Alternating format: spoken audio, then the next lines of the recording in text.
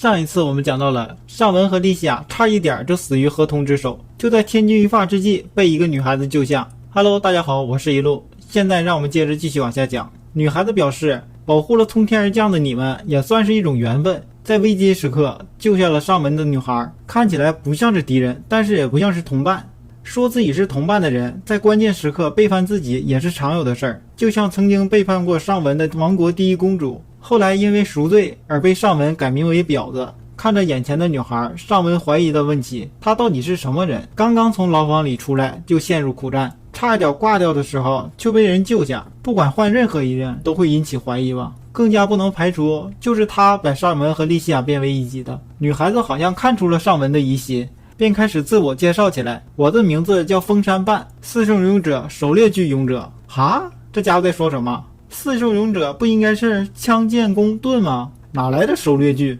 女孩子催促着，尚文他们也赶紧做自我介绍。尚文介绍完自己后，看着女孩子一脸惊讶的表情，尚文表示，你有意见啊？不是啊，只不过我没听过四圣武器里面有盾啊。女孩子不相信的挽着胳膊。尚文看着女孩的表情，立刻想到刚才自己的表情是不是和她一样啊？两个人分别的思考着，四圣武器哪来的狩猎具？四圣武器中也没听说过有盾呢。现在更加的可以确定，尚文的确是来到了拉库尔他们世界。两边的四圣武器不同，因为四圣武器有着召唤的限制，所以半应该也是来自不知道哪个次元的日本。尚文觉得现在不应该思考这些事情，应该获取更多的情报才对。半挽着胳膊看向莉西亚，你不是勇者吧？莉西亚说，我不是勇者，我叫莉西亚。随后半表示，不管你们用什么方法让你们两个人越过四圣武器勇者不可进入其他世界的约束来到这里，但是你们可真是倒霉啊！这里是个监狱，而且还是一个比普通监狱更加恶劣的监狱。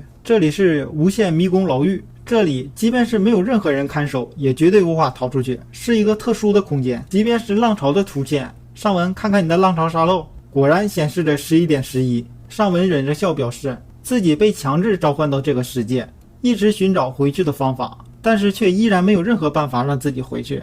在这里所谓的出去，也仅仅是去一个不能出去的地方吧。半，难道你很享受这种异世界的生活？半撇开了视线，反正就是那么回事吧。看他的样子，应该是属于三大菜鸟的类型，不过半应该是比他们更脚踏实地。这个时候，尚文疑惑地问，半，你腰上别的鱼竿呢？这把尾屠刀就是啊。什么意思啊？我的武器是所有的狩猎具都可以自由变化。范围好大呀，比我的盾牌好多了。半疑惑地盯着合同站在那里。尚文问他怎么了，半表示合同死了，但是自己没有得到任何经验。尚文立刻把四圣武器勇者在一起时无法得到经验的事情告诉给了半，并且询问半，你没见过其他的勇者吗？半表示我还没有见过呢。尚文则把自己来到这个世界时四圣勇者齐聚一堂的事情告诉给了半，大家不得不招募自己的伙伴，然后分开来升级，而且自己还是因为盾牌一个同伴都没有，最后只能靠努力来升级，这可让半哈哈大笑起来。尚文询问，你笑什么呀？半表示，不是笑你了，只是我好久没和人这么说话了，打从被关进这里就没遇到过其他人，好多年的空虚寂寞冷了。半指着合同的尸体，这个怎么办？尚文表示，半，你打算作为素材给他解体？半点了一下头，表示这些素材自己都有，那就给你们吧。尚文直接表示，那自己就不客气的收下了。而莉西亚看着合同的尸体，尚文看着莉西亚立刻就明白了。尚文和半说，虽然勇者们得不到经验，但是他们的同伴却可以。半一听他也明白了，表示浪费可耻，大家一起组队吧。于是以尚文作为队长，大家组起小队。尚文和莉西亚跟着半原路返回到了沙滩。在沙滩上，半表示不论是在海底还是在海的对面都是迷宫，草原的深处虽然有个遗迹，但是还是和迷宫一样，总体来说这里进来了就出不去了。莉西亚则发出了惊讶的声音。半接着说，如果要是睡觉的话，牢房那边比较好，聊天的话在这里就可以了。尚文询问，半，你是怎么进来的？半说，刚刚是他先做的自我介绍，现在应该轮到尚文他们先说了。随后尚文把自己从召唤开始一直到最后来到这里的因果全都说了出来。听完尚文说的话，半激动地说道，你们见过格拉斯？他是我最重要的伙伴，这件披风就是他送我的，随后他还问到了拉库尔哥哥和提提斯姐姐现在关系怎么样了，他们有什么进展吗？对于这一切，尚文什么都不知道，只是认识他们而已，而且还是作为敌人。从半认识拉库尔他们来看，他也应该不是个坏人，虽然说是敌对的关系，但是他们也有着自己的正义理念，不像京那个家伙。随后半开始说了自己的经历。半和姐姐与妹妹一起玩名叫转生企划的游戏，这款游戏在他们的世界异常的火爆，他们还是因为抽签才获得了参与的资格。进入游戏之后，半一直找不到自己的姐姐和妹妹，不知不觉他就发现自己身处异世界，这里不是游戏，而且他来到这个异世界之后，一次浪潮都没有经历过。还有非常重要的一点，半来到这个世界不是因为被浪潮而召唤，而是因为要打倒支配魔物为祸人间的龙帝。半和他的同伴们经历了好多险象环生的冒险，后来因为乘船渡海遇到了幽灵船之后，他们就遇难了。半则独自的漂流到一个关系很不好的国家后被捕了，最后就被关到这里了。他自己也不知道在这里过了几个月还是几年，一直都找不到出去的方法。尚文立刻表示自己可不想老死在这个地方，一定要找到出去的路。不过在这之前还是先准备好食材填饱肚子。在准备食材的时候，尚文得知半的武器和自己类似，半的武器虽然变化很广泛，但是却只能攻击魔物，无法攻击人类，所以他才会在关系不好的国家轻易被抓。收集完食材后，尚文再一次发挥了主角光环，让大家美餐了一顿。半自己一直一个人被困在这里，食品也是非常的单调，再加上没有任何人陪他，空虚寂寞冷，日积月累，几近崩溃。尚文他们的到来不仅仅让他享受了一份美食，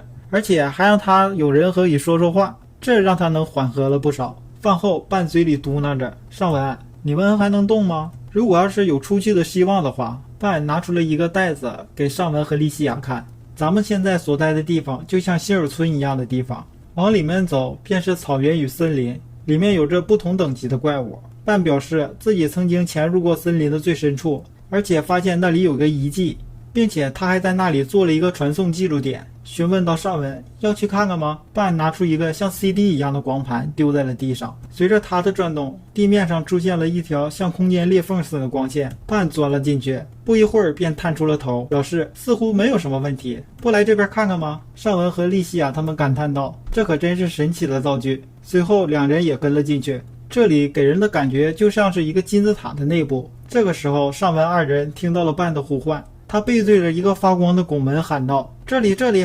尚文两个人来到了半的身边，半表示恐怕只要潜入这里就可以出去了。尚文说，这不是重大的发现吗？尚文环顾四周，发现地面上有两个大按钮，随后便询问半，是因为无法按下这两个按钮所以才被卡在这里吗？半表示不仅仅是因为那个，你看看这个拱门，它对武器有所反应。尚文尝试了一下，出现了一个窗口，禁止事项，禁止私勇者前往其他世界，例外处理后脱译。对面的世界好像也不是尚文的世界，但是总比在这里进退两难好吧。而且如果要是离开这里的话，靠浪潮的召唤有可能就离开了。不过莉西亚如果解开这个谜的话，半能跟着一起走吗？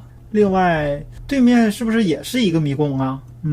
不管怎么说，先回去吧，外面已经是深夜了。半表示深夜里面的魔物都非常的强，还是先回牢房吧。回到了牢房里，大家一起思考着接下来应该怎么办。从半那里得知，格拉斯他们曾经提过无限迷宫的存在，是一个善于操纵空间的摩尔石的遗作，目的是要做一个城塞，而且在无限迷宫的入口处见到过大型的魔物从迷宫里出来。尚文立刻表示，那不是还有逃出去的可能性吗？此时的尚文提出了一个假设，如果要是打造一个城塞的话，那么空间的承载应该是有一定的极限。如果是一个小小的魔物误入了这个空间，然后茁壮的成长，长大了之后超过了这个空间的承载量，那会如何？尚文表示自己以前玩过一款游戏，在游戏里面可以创建一个属于自己的家，并且可以在里面添置家具。不过如果要是在家里面的2楼不断的添置家具，最后这个家就会发出承载警报，如果无视这个警报的话，继续在这个家里往2楼添加家具，最后就会超过2楼的承载极限，而导致整个家的塌掉。半表示倒不是没有这种可能，